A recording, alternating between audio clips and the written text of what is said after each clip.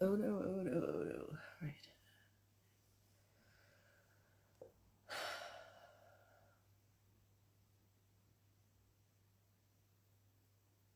I can't talk my mouth, so I'll take it. No, happy Halloween, the ether, where nobody listens. I said I was going to do a live yesterday, and I didn't do a live yesterday. And then I said that I'd come on and do a live dressed up because it's Halloween, and I dressed up. I don't know what I dressed up as. This, you know.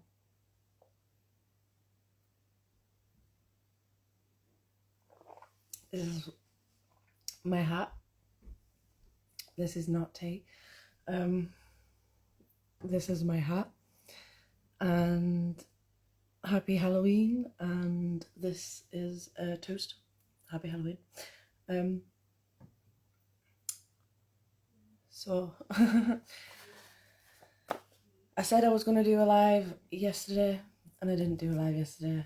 And then I said that I would do a live today, and that I would do it dressed up. So that's what I'm here to do. And I said I would read a poem. And then I thought, you know what, I'll read 2 poems. And then I didn't have time to write 2 poems down because I'm very disorganised. So I only wrote 1 poem down. And the poem that I wrote down was, like, it had more views again than the others that had been posted in the same series, and it's actually a more recent one as well. I keep looking at the makeup and I'm like, what even is that? What kind of mind? Doesn't matter. Is it a scarecrow? Am I some kind of witch? Is it like beauty queen, had your mouth sewn together so you can't talk, like commentary on social commentary? Yeah, anyway, being distracted by myself again.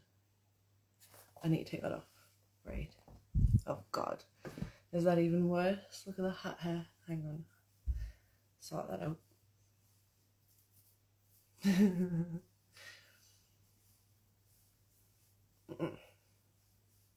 Frizz. Oh well, it is what it is. It's not like it doesn't match. So the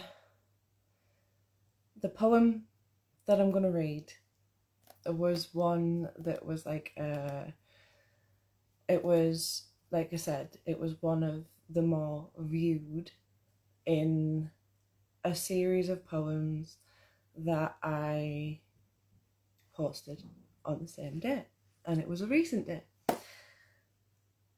And I think I know why this one was popular, because I understand people in a way. And I guess I'll explain it. Hi Steve. Yeah, I was just saying the poem that I'm reading is one that was one of the more viewed. Hi G. And I'm gonna read it because I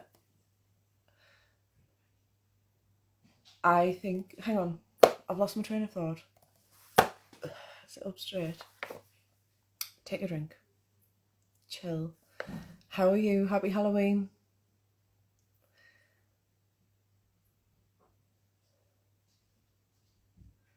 I've been trying to figure out what I dressed myself as, and I just can't. I was just going with the flow. Are you doing much? Your costume that you shared earlier was cute.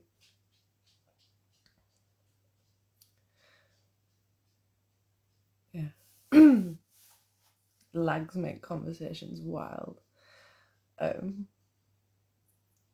Thank you. I've got a cobweb on my head, and you just wore it for work. That's alright. I mean, at least you got to wear a costume for work. I took my daughter trick or treating with her. I didn't have the hat on, did I, when you joined? I'm not too sure. So I had my hat on, and I took my daughter Halloween rhyming like this. She was dressed as a little witch. She's only 2. She's nearly 3, but I did her a green face, and thank you. I love this hat too. It's I got it from Killstar.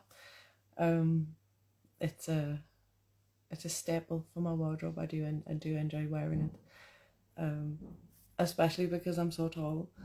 It adds extra height, and people are just like, what the fuck? And I'm like, yep, I exist. Here I am. People look at me anyway, so give them a reason to. So yeah, shout out to Killstar for the killer hat. Not that, again, anything is sponsored by anything, clearly. Who the fuck would, in their right mind, would have somebody like me who sponsor their products? Anyway, yeah, the poem, the reason I'm here. So I'm going to read the poem, one of the ones that was more viewed in a series of poems that I shared in a row. Oop, take the hat off, see, otherwise I'm going to lose eye contact. And then my hair looks crazy. I look like I've escaped from Azkaban. Have I? You'll never know. So the poem I'm going to read is a confession, and I think I know why it was a more viewed poem, and I'm not going to go into why it was a more viewed poem, just that I know why it was a more viewed poem, and you're all naughty little buggers, right? So, a confession. I am powerful.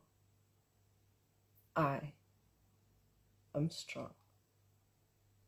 But I enjoy feeling weak. I am vulnerable. I'm wrong.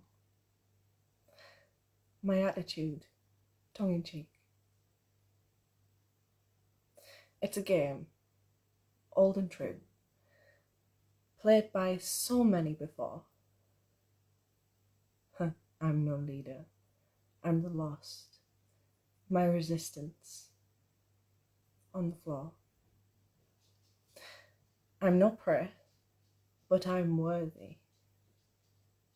True submission has no words. Make you chase in your mind, then tie me up backwards. Little buggers. I did that without my glasses. Look at me. Proud of myself. Might just be though because I have I seriously look like I've stuck my finger in an electric socket. Yeah. No. I know it's funny. You're allowed to laugh at me because I laugh at me. I laugh at me all the time. I'm entertaining as spook for myself. So yeah,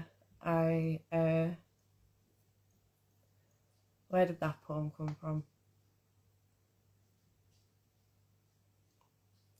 In my brain.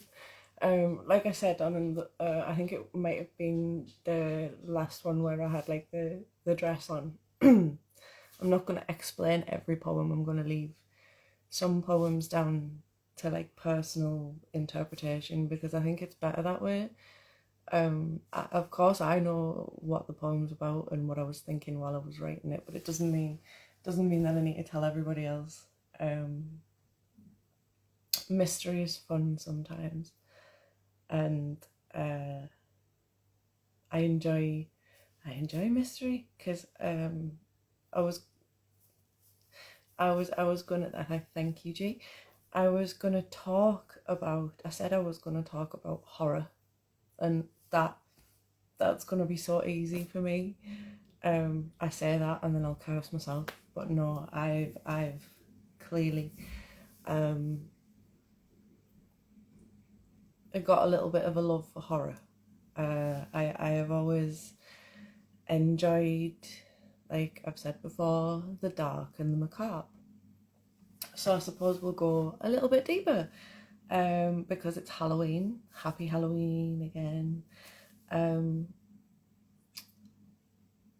What about like favorite type? Maybe I can pull it down to a favorite type of horror film. Monster films. I think I have like a proper little love in my heart for monster films. Like some people love slasher films, some people love ghost films, some people love zombie films. I love monster films, but I suppose that would include zombies and vampires and werewolves and I don't know, like the Universal monsters. I've always loved those films.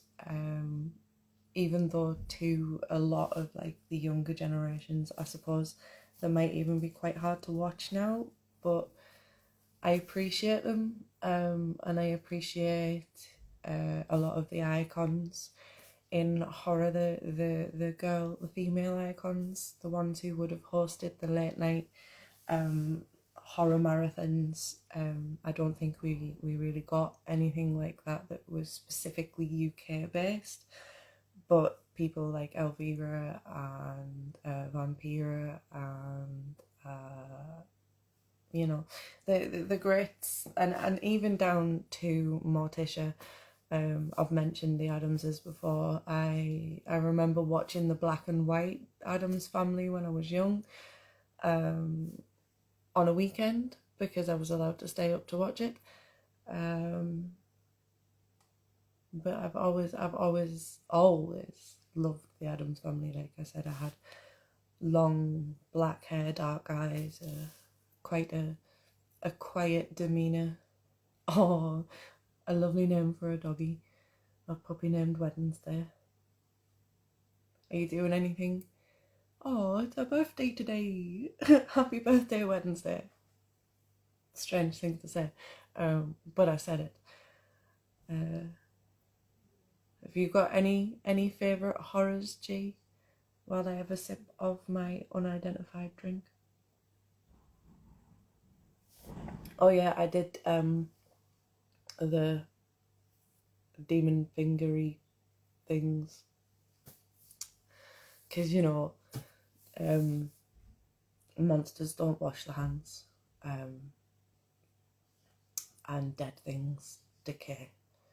So that was the idea behind that. Don't ask me why. I am a writer of horror, and an avid reader and otherwise consumer of.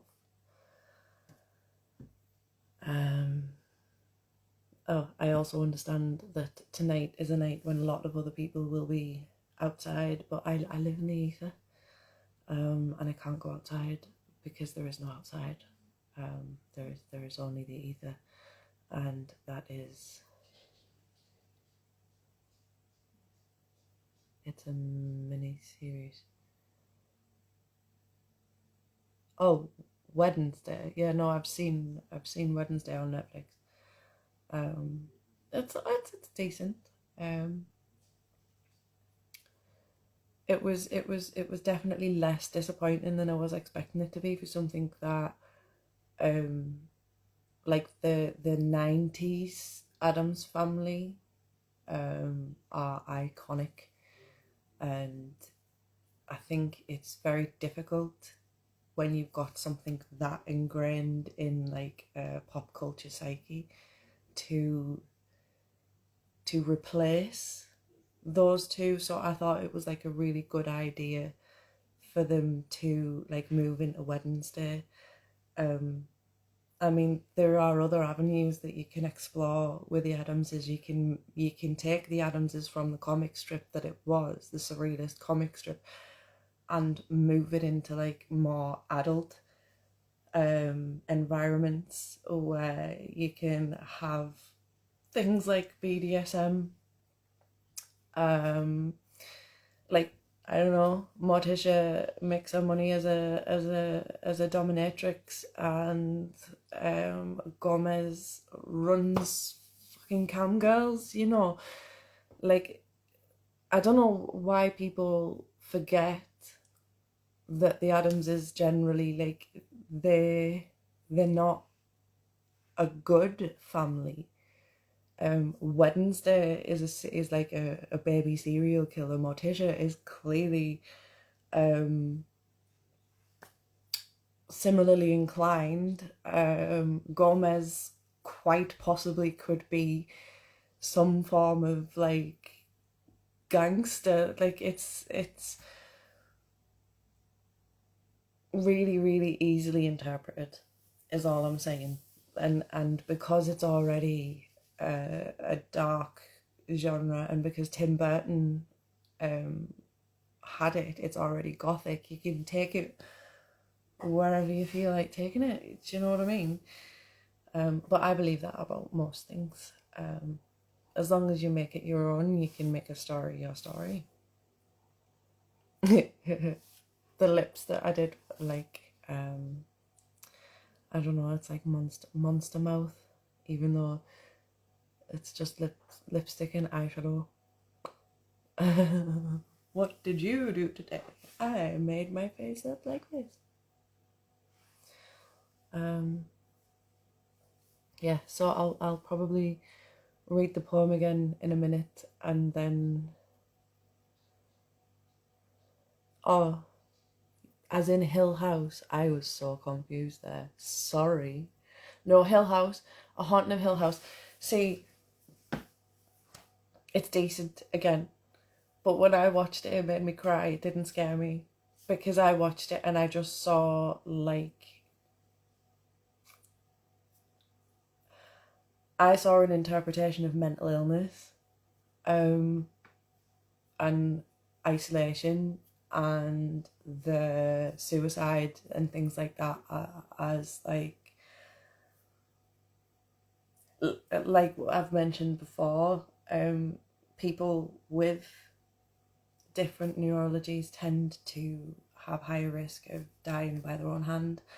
And I don't know, it just hit me in that kind of raw space, and like I don't know, maybe I just overthink everything. Yeah, so I do like that, but that's maybe why I don't get behind that kind of horror. I understand a lot of the reasoning behind horror films. It's usually a reflection of social fears. It's and if you want to go deeper, sometimes it's a reflection of an I can't fucking say the word, of a director. What's that film? Yes, it was so sad. It did not scare me one bit. It was just so sad.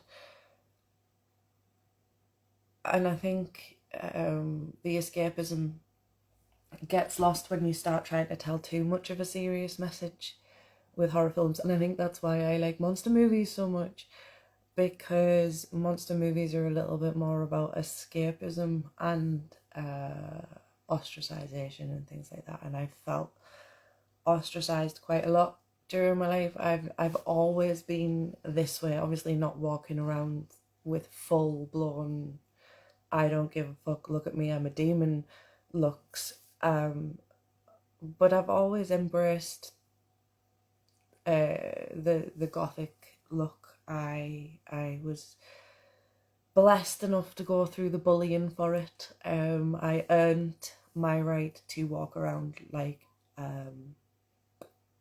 this. I think I'm pretty shut up. But no, that was funny. No, I can be a little bit vague, and it is what it is. So I'll read the poem again. Because that's how the videos have been going. I read it once, I read it twice. But I'll have a sip of my undescript drink first.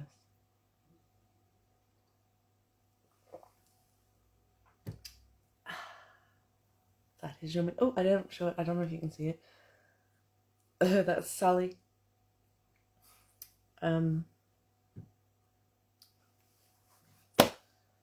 confession. I am powerful. I am strong. But I enjoy feeling weak. I'm vulnerable. I'm wrong. My attitude, tongue-in-cheek.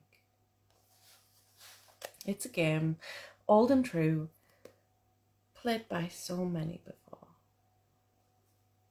I'm no leader. I'm the lost. My resistance on the floor. I'm no prey, but I'm worthy. True submission has no words. Make you chase in your mind and then tie me up backwards.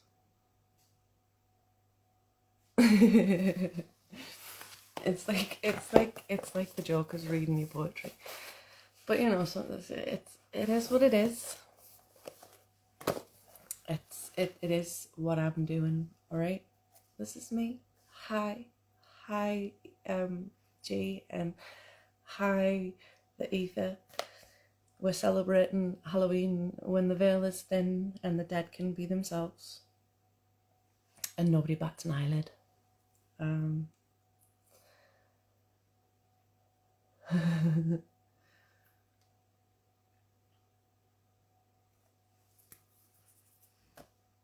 The ether says hello, G. I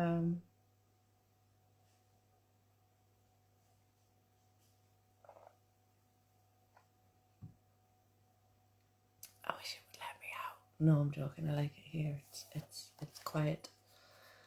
So yeah, no. Have you got anything else that you like horror-wise, films or anything? No. I'm trying to think. Dog Soldiers. That's probably one of my favorite. Oh, can you see my green tights? Woo! Dog Soldiers is probably one of my favourite monster movies. It's a British movie. It's a cult classic. And it's got one of my favourite lines from a horror film ever uttered from the mouth of an actor, and it's when one of the soldiers is pinned up against the wall by his throat by a werewolf, and the werewolf is going to eat him. It's like gonna happen. And the character Spoony, he goes, I hope I give you the shits. It's just I'm from the northeast of England originally, and he's a Geordie himself, and it's just a class line, and there's a few that he pulls off actually. Like, I love it when a posh bird talks dirty. He's just like, aye, that's borough lads. Anyway, excuse me while I fix myself. I shouldn't have done that on camera. Anyway, you saw nothing. I did nothing that was uncouth and unladylike and very becoming of a demon. I do what I want, right? Nobody can control me. It's fire in my eyes. Oh, happy Halloween. I'll see you later. Aye, so I'll probably wrap up anyway. It's been a blast. Again, I'm not too sure what this is. If you want, you can put some comments down below and be like, you're a creep. And I'll be like, I know. And thanks very much for listening. Although no, because I really do just like talking about horror films, like the first Luton bus, the jump scare, that's done by a naturally occurring sound in the environment, is called the Luton bus, and it comes from the cat people. When the bus goes past the camera, and it scares everybody because she's being stalked by a cat. Nosferatu, probably one of my favourite vampire films ever made. Kiss of a Vampire, is that a Nicolas Cage one? I remember that one for some reason. Obviously Interview with a Vampire. As a monster with a heart myself, I struggle sometimes with myself.